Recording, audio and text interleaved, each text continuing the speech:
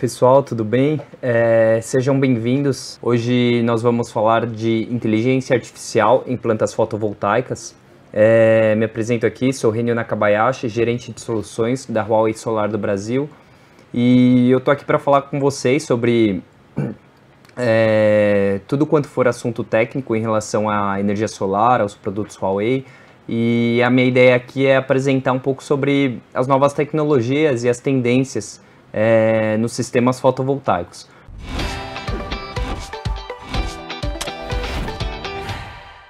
E falando aqui um pouco sobre algumas aplicações, por exemplo, que nós poderíamos fazer da inteligência artificial, a primeira delas seria um sistema de rastreamento inteligente. A gente está falando aqui de trackers, de um eixo, né, de seguidores solares, porque quando a gente tem uma planta solar, a gente tem um movimento do Sol, né? Então, o Sol vai fazer a sua trajetória ao longo do dia. Se você tiver seguidores solares, você pode ir acompanhando o Sol e otimizar a sua geração de energia.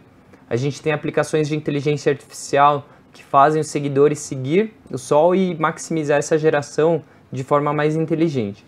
Temos também uma aplicação de levantamento de curva IV.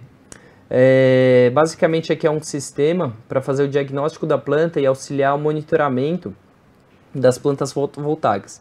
E temos um algoritmo também para auxiliar aqui e trazer mais estabilidade ao sistema fotovoltaico também, incluindo supressão, por exemplo, de componentes harmônicas, para fazer com que as plantas solares se integrem na melhor forma no sistema elétrico. Porque a gente está falando aqui de uma planta, né, solar, não só solar, mas como outras fontes intermitentes. A gente está falando de uma característica em que se a planta, a geração, a potência dela vai estar sujeita à alteração por conta de efeitos climáticos, por exemplo, né? Isso, de certa forma, pode trazer uma instabilidade ao sistema elétrico. Então, a gente tem algoritmos também que fazem com que essa conexão se torne mais estável. Falando um pouco aqui sobre uma comparação rápida, né, entre inversores centrais e inversores string, temos aqui inversores com múltiplos MPPTs. MPPTs são seguidores de máxima potência. Quando a gente tem a curva de potência em função da tensão, o sistema fotovoltaico ele tende a buscar o ponto de máxima potência, como a gente pode ver aqui na curva abaixo, né? Então, no canto inferior aqui esquerdo do gráfico, a gente tem diversas strings. Strings são cadeias, séries de módulos fotovoltaicos, tá? Então a gente tem todas as strings operando no mesmo ponto de operação, certo?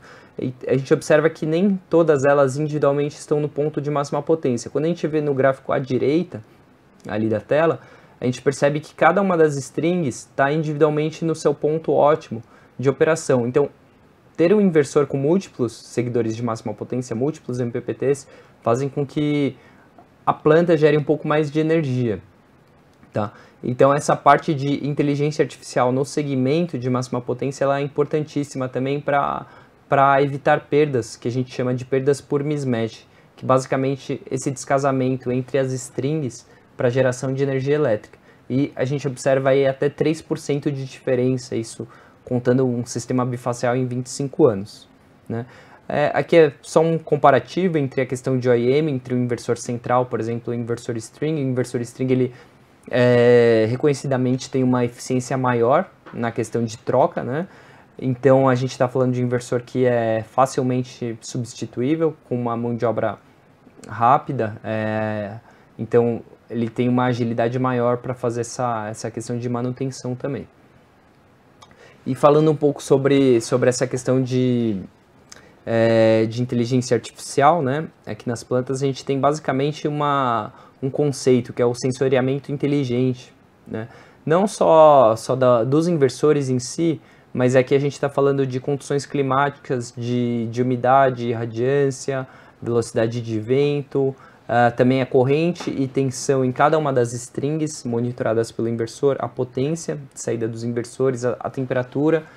Com toda essa grande quantidade, né, de dados, aqui a gente está falando, por exemplo, para uma planta de 1 gigawatt, né, a gente está falando aí de 1000 gigabytes de dados gerados por ano.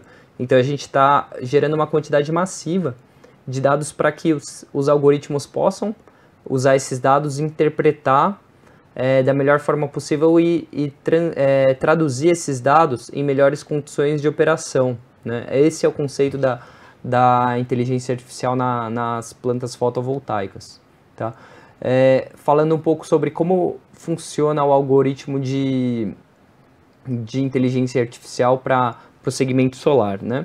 Quando a gente pega os algoritmos tradicionais de trackers, a gente tem todas as fileiras seguindo uma mesma trajetória, né? Uma trajetória pré-definida baseada na latitude, longitude e a trajetória do Sol esperada para aquela localidade. Entretanto, nem todos os dias são iguais. Apesar do Sol ter uma trajetória aí estimada, alguns dias vão ser nublados, chuvosos, ou então o terreno ele pode ter um certo desnível, né? Pode ser um terreno um pouco acidentado. Então o que acontece? Quando a gente leva um algoritmo de segmento, né, dos trackers, de segmento solar, utilizando também a corrente de entrada de cada uma das strings, a tensão de entrada, a gente pode saber se aquela string, né, de módulos está produzindo energia da melhor forma possível. Com isso, você, por exemplo, nem sempre a posição, né, que maximize a irradiação direta do Sol vai ser a posição que vai fazer você gerar mais energia. Por exemplo, em dias chuvosos ou dias nublados, basicamente você pode colocar um pouco mais na horizontal os seus módulos, né, o seu tracker, para fazer com que você gere um pouco mais de energia. Um algoritmo sem essa inteligência artificial não conseguiria ter essa geração adicional, porque a gente está tendo aqui os inputs, né, as entradas de tensão e de corrente de cada uma das strings. Então com isso a gente consegue achar o melhor ângulo. Aqui a gente está falando de uma geração um pouco maior, pode ser 0,5%, 1%, mas no final das contas isso é uma otimização que traz mais energia para a planta e utility scale. A gente consegue observar aqui, por exemplo, na sua parte da esquerda, né, uma comparação entre os módulos, né, com o algoritmo de rastreamento normal, e aqui na parte da esquerda, onde está SDS, a gente consegue ver ali nas sombras, né, um próprio distanciamento, né? Então isso quer dizer que a gente está maximizando a captação solar, né? Então são pequenos ajustes no ângulo de inclinação de cada um dos trackers que fazem a gente ter um pouco mais de energia.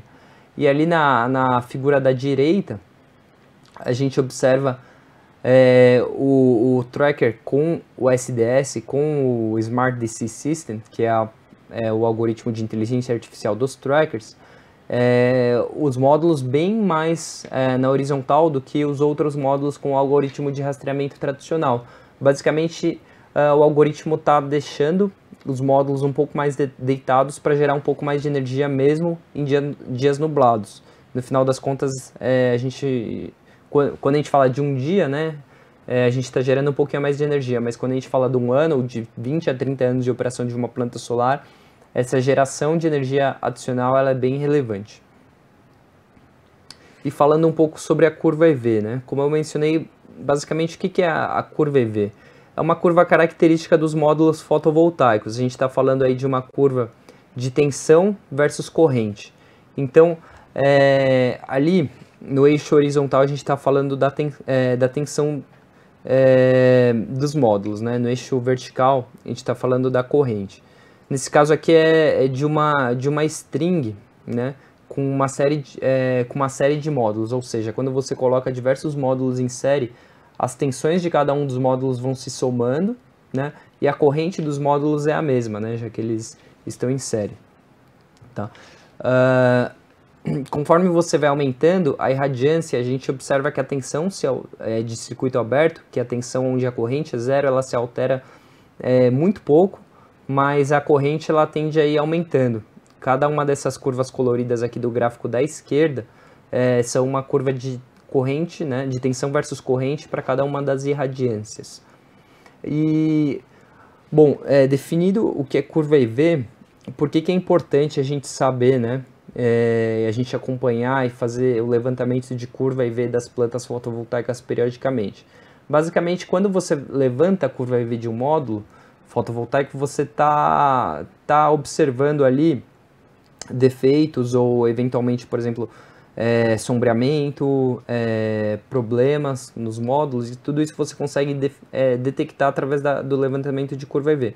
Por exemplo, aqui no gráfico do meio, né, onde a gente tem fissuras, né, nos módulos, a gente observa que a curva EV ela está bem alterada, a gente está observando uma corrente bem menor, né, porque basicamente a irradiância não tem a capacidade de chegar nas células aqui, então a gente está deslocando, né, a curva EV para baixo. E ao mesmo tempo ali onde a gente tem um sombreamento, a gente também tem um deslocamento da curva IV, né, de um módulo especificamente. Então